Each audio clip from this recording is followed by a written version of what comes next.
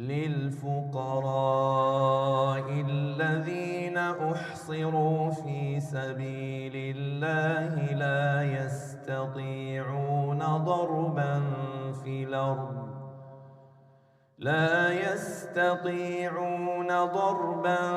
في الأرض يحسبهم الجاهل أغنياء من التعفف تعرفهم بسيماهم لا يسألون الناس إلحافا وما تفعلوا من خير فإن الله به عليم.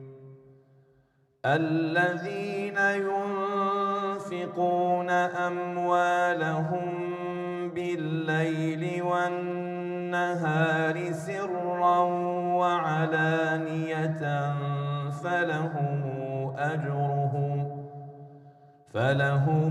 أجرهم عند ربهم ولا خوف عليهم ولا هم يحزنون.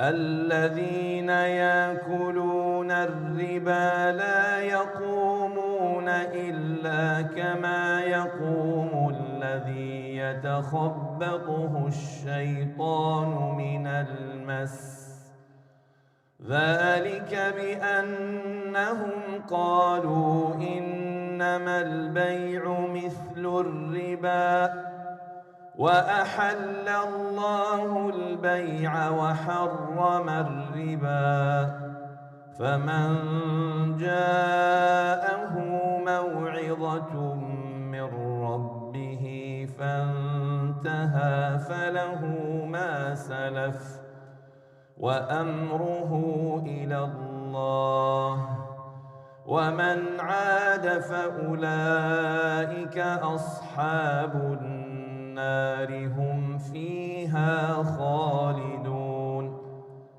يمحق الله الربا ويربي الصدقات والله لا يحب كل كفار نثير.